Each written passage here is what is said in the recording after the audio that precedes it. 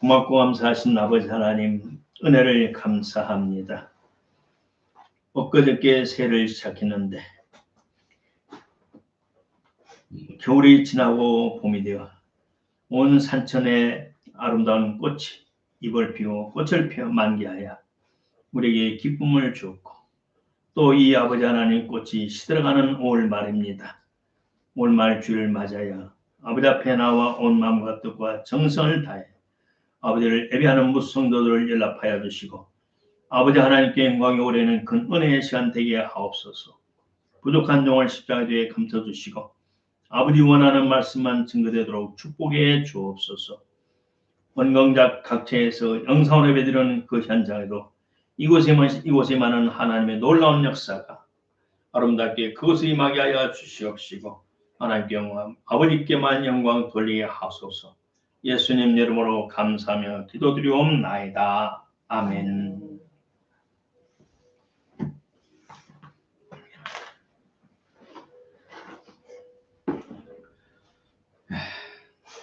금방 기도하면서 말씀드린 것처럼 세월이 이렇게 빨리 지나갔습니다.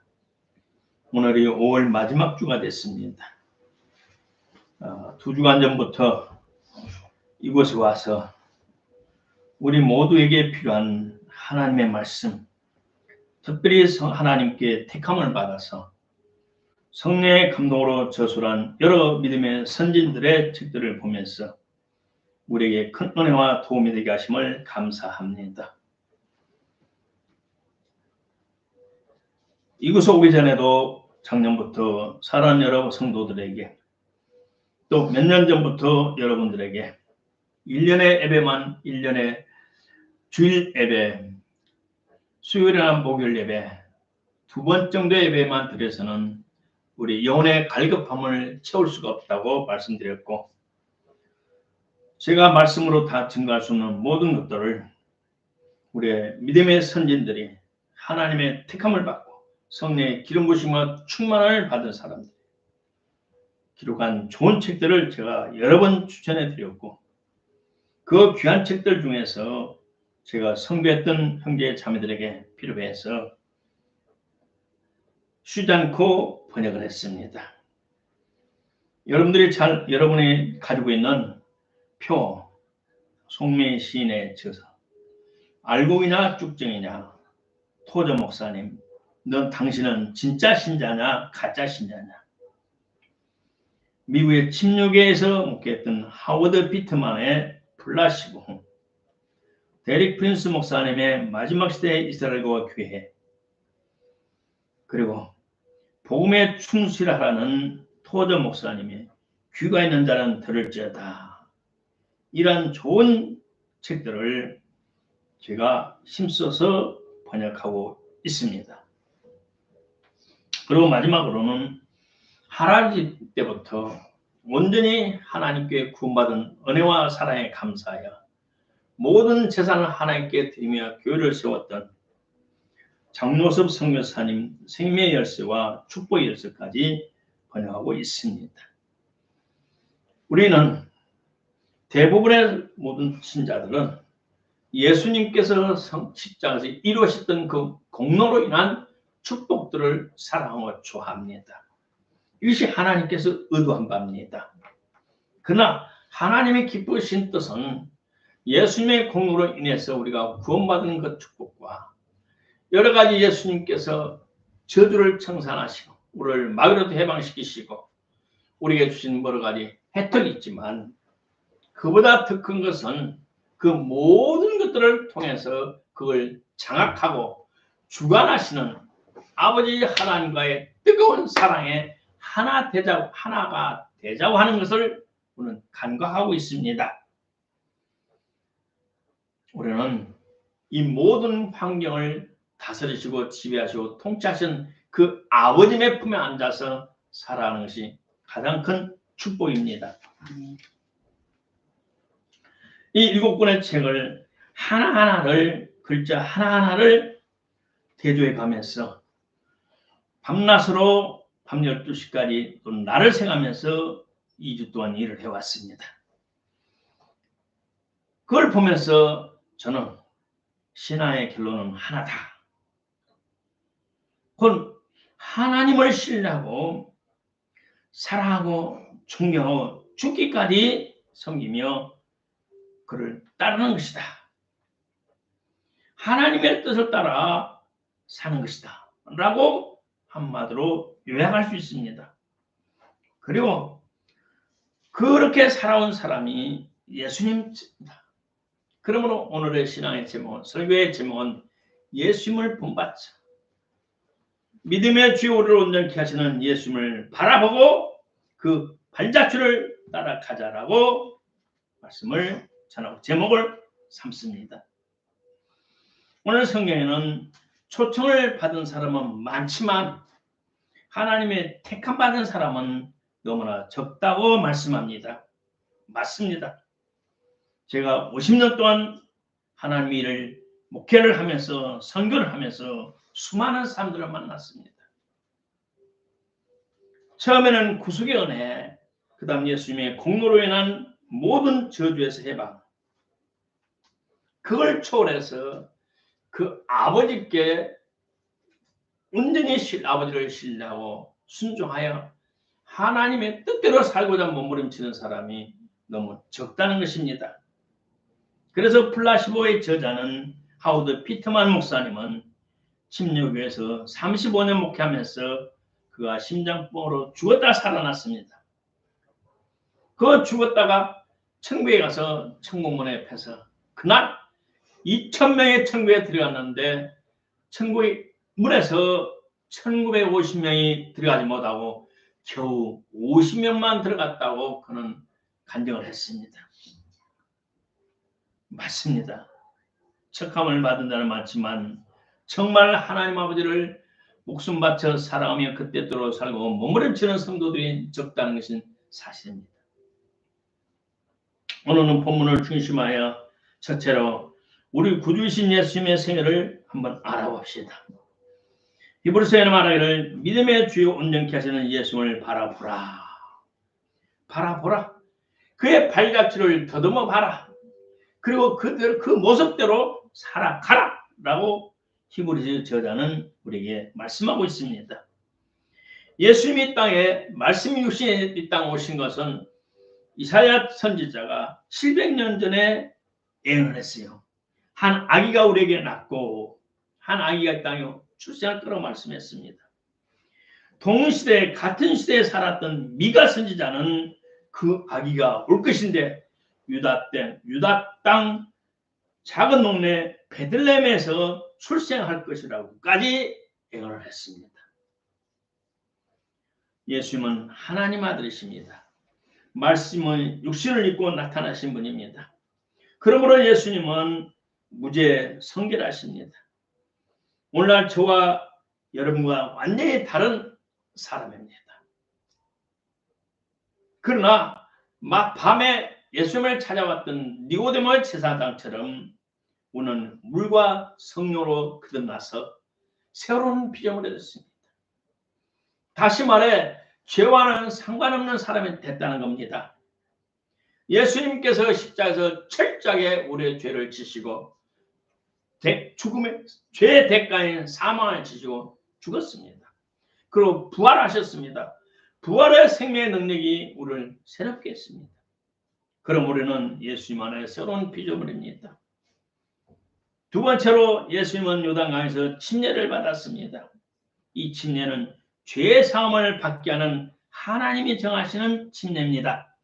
로마서 6장에 봤더니 침례받은 우리는 예수님과 죽음과 함께 합하여 장사 지낸 바 됐다고 말합니다.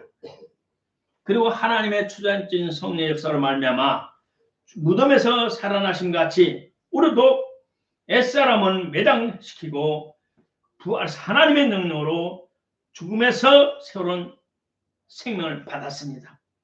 그러므로 우리는 새로운 본성이 있습니다. 우리가 하나님의 생명을 받았습니다. 그리고 하나님께서 성령의 조명 안에서 오는 생각나는 모든 죄를 하나님께 인정하고 토해내고 회개 열매를 맺어서 새로운 피조물로서 성령이 생명의 본성이 우리를 완전히 지배하도록 우리는 완벽한 새 사람이 됐다는 것입니다. 셋째로, 이러한 새로운 사람은 하나님께 주신 하나님의 은혜와 능력과 권능 아래 붙잡혀서 이 땅에 살 동안 하나님의 뜻을 이룰 수 있는 하나님의 사람이 됐다는 것입니다. 과거의 사람은 자기의 마음의 생각대로, 육신의 본능대로, 또 마귀와 사탄이 조종하는 그 생각대로 우리는 살아왔습니다. 그러나 이제는 하나님의 영의 지배를 받고 하나님의 말씀에 통제를 받아서 우리는 자기 뜻대로 살지 않습니다. 하나님의 본성을 가진 저와 여러분들은 하나님의 뜻을 따라 살아가는 여러 가지 말씀 중에, 본성 중에 오늘 몇 가지를 말씀을 드립니다. 자신의 뜻대로 살지 않습니다. 새로운 본성을 가진 사람은 하나님의 뜻을 추구합니다. 하나님의 뜻을 찾습니다. 그래서 하나님께 물어봅니다.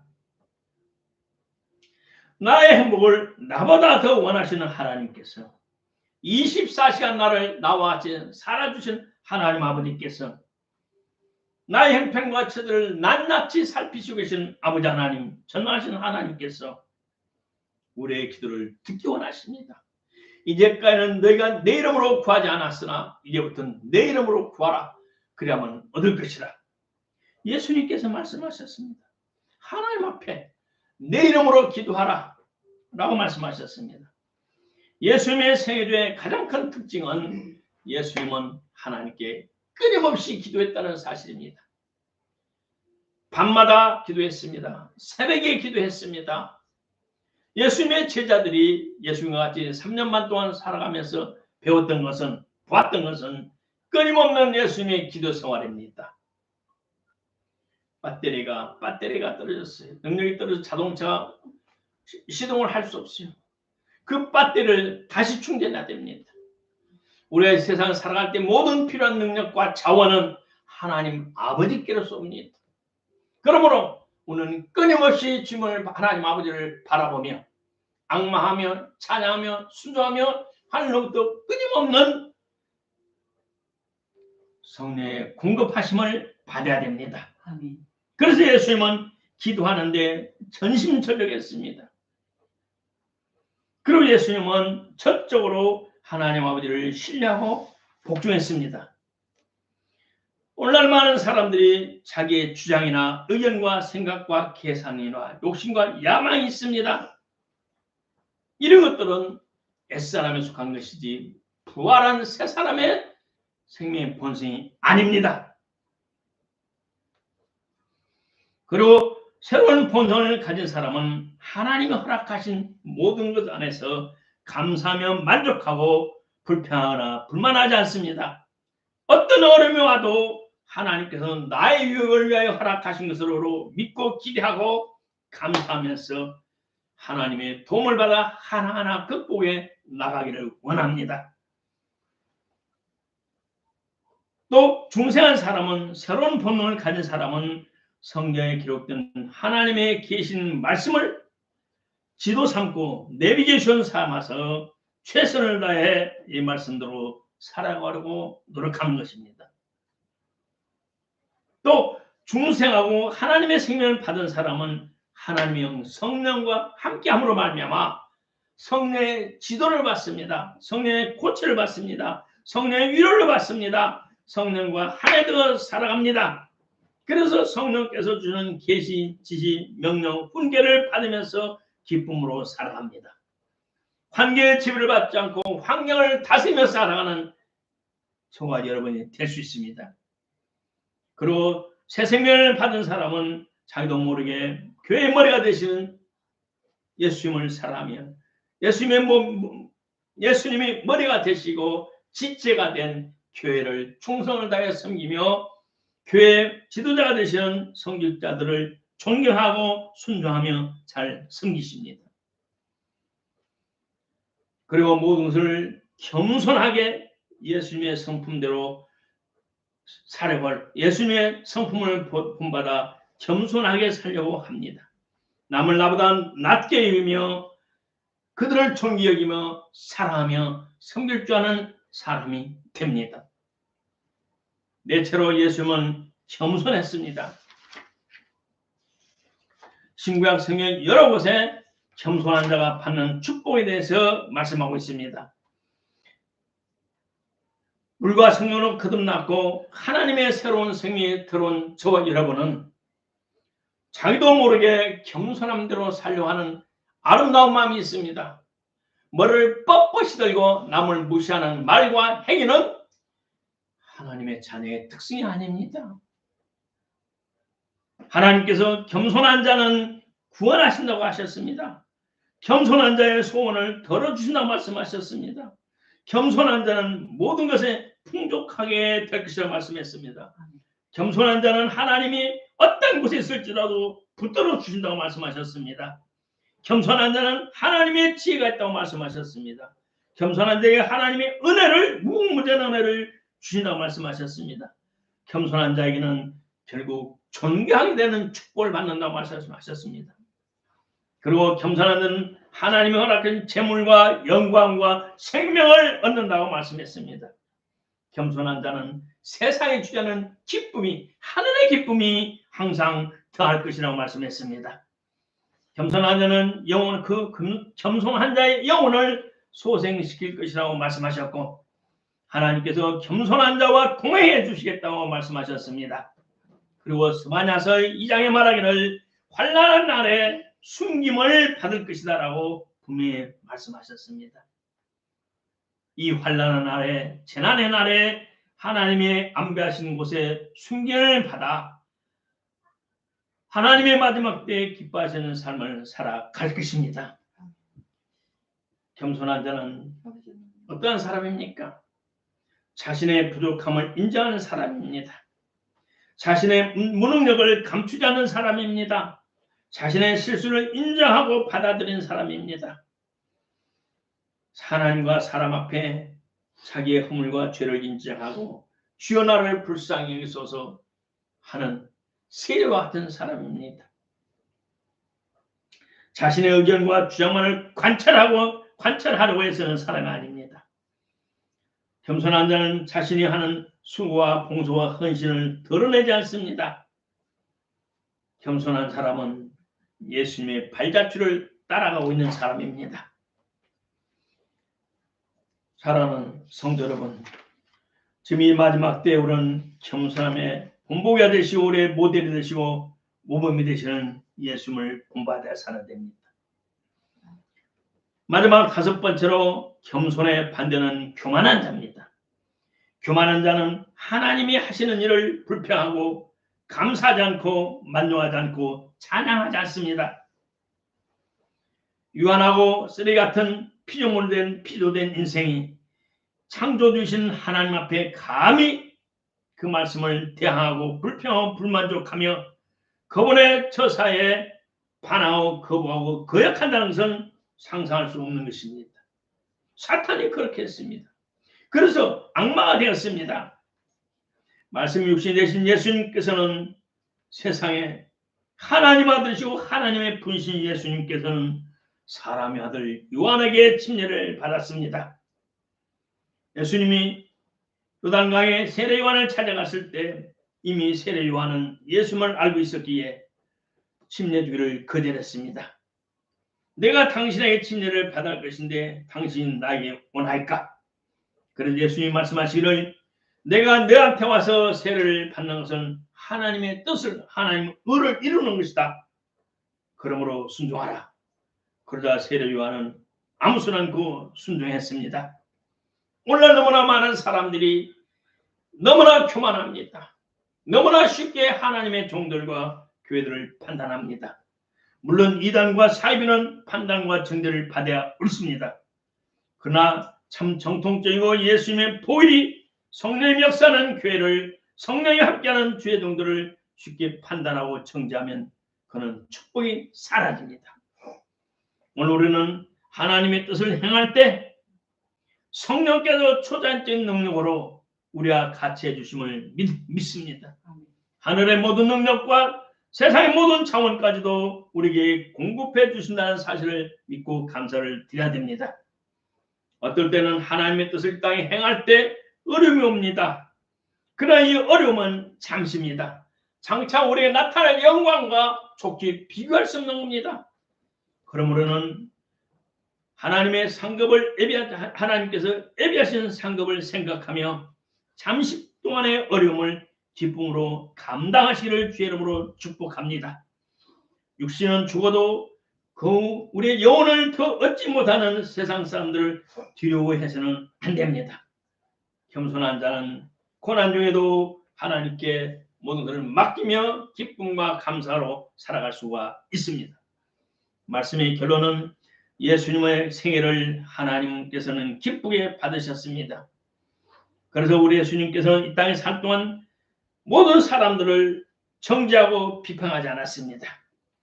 응당 비평받고 판단받고 정죄받고 죽음을 받을 사람들까지 예수님은 그들을 용납해주고 받아줬고 그들을 위로해 주었습니다. 현장에서 가늠하다 잡혀온 여자까지 예수님 용서해 주셨습니다. 우리 예수님은 땅끝까지 낮아지셨습니다. 그래서 하나님께서는 우리 예수님을 높이 들어서 모든 무릎을 그 발 앞에 꿇게 하셨습니다. 나에게는 중생하여 하나님의 참 생명이 있습니까? 우리 안에 본성에 성령이 주는 본성에 충실하시기를 주의 이름으로 축복합니다. 앞으로 닥칠 휴거와 환난을 대비해서 지금부터 대비할 때입니다. 겸손한 자는 하나님께서 무슨 환난에서 숨김을 받는다고 약속하셨습니다. 그러므로는 기름을 준비하는 데 힘써야되며 주님만을 천국만을 바라보면서 잡다한 세상 것을 틈타지 못하도록 우리 마음과 생활을 정리하시기를 주의 이름으로 축복합니다. 예수님을 본받아 살아갑시다. 고맙고 감사하신 아버지 하나님 은혜를 감사합니다. 오늘 또 저희들이 세상의 날과 아버지를 경배하는 날을 구별하여 아버지 앞에 나와 온 마음과 뜻과 정성을 다해 주님을 경배합니다. 아버지 하나님 연락 받으시고 하나님께 영광 되게 하시고 예배에 참는 성도들의 보호의 복을 내려 주옵소서. 생명의 본성 성령이 내주하시는 본성 인도 따라 충성되게 성실하게 사는 우리 모두 되게 하옵소서. 예수님 이름으로 축복하고 기도합니다. 아멘.